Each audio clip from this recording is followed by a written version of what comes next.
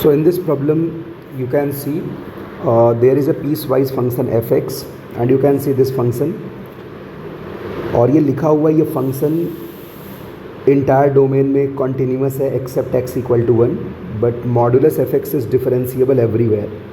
So it's a very important line. अगर modulus F X differentiable है it means जो modulus F X होगा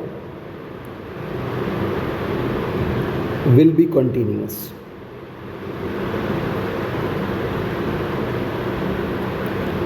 for all X ये सारे x पे कॉन्टीन्यूअस होगा.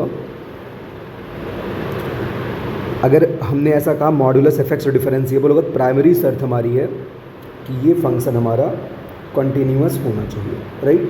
बाकी डिफरेंशिएबिलिटी की बात तो भाई हम चेक ही करेंगे. अच्छा, ये लिखा हुआ F dash X is continuous at X equal to 3. इस लाइन का मतलब होता है कि मेरा फंक्शन x इक्वल टू 3 पे कॉन्टीन्यूअस भी है और डिफरेंशिएबल भी है. मीन्स ऐसा भी लाइन लिखा जा सकता था F dash X is continuously differentiable at X equal to 3. बात एक ही है. तो हमसे a plus B plus Q plus B पूरे का मॉडुलस पूछा हुआ है, right. So main point is कि F X X equal to 1 पे डिसकॉन्टीन्यूअस है और मॉडुलस एफ एक्स को कॉन्टीन्यूअस बनाना है. It means there exist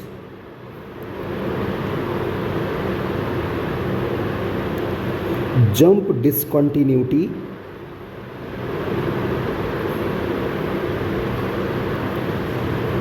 at x equal to 1.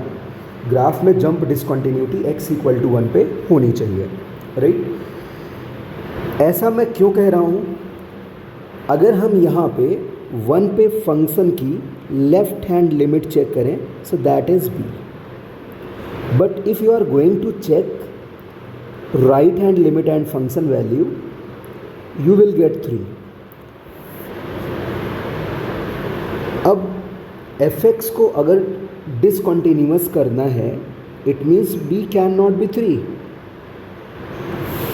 but mod fx को continuous करना है it means b should be -3. तो जैसे आप mod लगाएंगे तो left hand limit right hand limit और फंक्शन वैल्यू के बराबर हो जाएगी.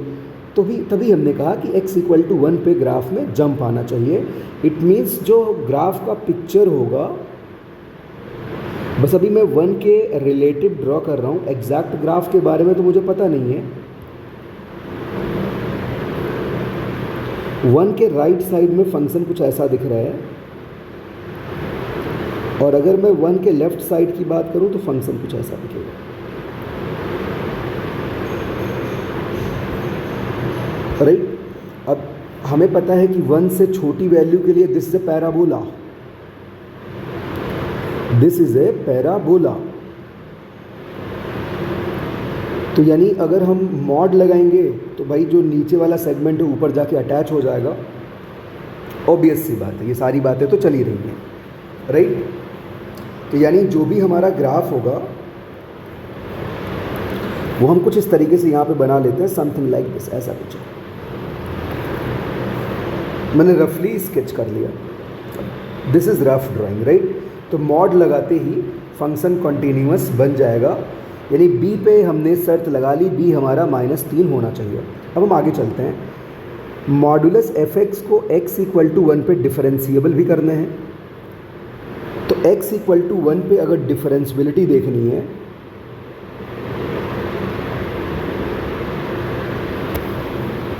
किस फंक्शन की? मॉडुलस एफ एक्स की.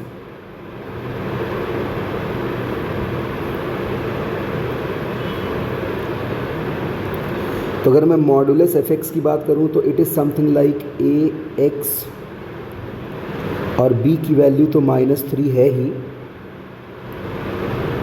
केवल अभी मैं 1 के आजू बाजू के लिए कहानी चेक कर रहा हूं बच्चे. तो यहाँ पे मॉडुलस x प्लस 2 लिखा हुआ है. नाउ वन थिंग, अगर मैं इस फंक्शन की बात करूं तो x जैसे 1 से छोटा है तो पूरा फंक्शन -3 के पास है. इट मीन्स ये पूरी की पूरी क्वांटिटी नेगेटिव है. बस मैं 1 के आजू बाजू में चेक कर रहा हूँ.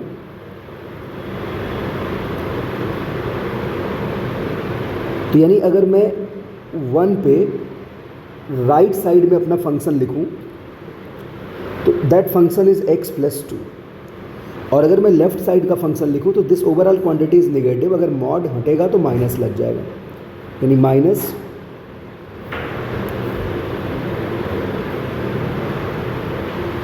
अब मैं लेफ्ट और राइट साइडेड फंक्शन को डिफरेंशिएट कर देता हूँ, तो यानी f डैश 1 पॉजिटिव, यानी इस फंक्शन को मैं g एज्यूम कर दूँ, ज़्यादा अच्छा होगा आई थिंक, ना मुझे कन्फ्यूज़न ना आपको कन्फ्यूज़न, इसको मैं gx एज्यूम कर लेता हूँ, तो यानी g dash 1 positive that is simply 1, और अगर मैं g डैश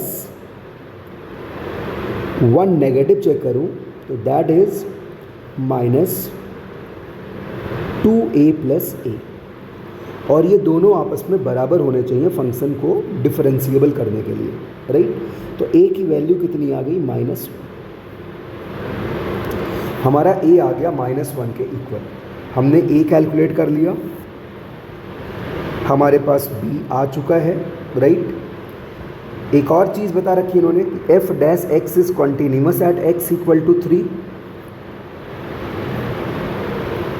इसका मतलब भैया अगर f dash x equal to 3 पे कॉन्टिन्यूस है तो f x इक्वल टू 3 पे कॉन्टिन्यूस रहा होगा, तो यानी x इक्वल टू 3 पे पहले मैं f को कॉन्टिन्यूस बना लेता हूँ।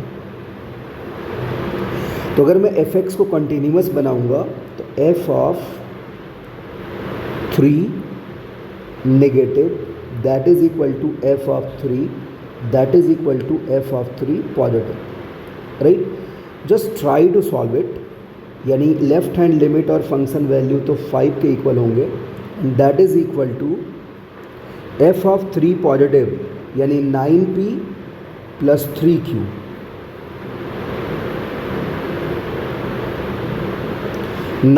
Plus 3q plus 2, right. तो होपफुली ये भी आपको समझ आ गया होगा, यानी 9p प्लस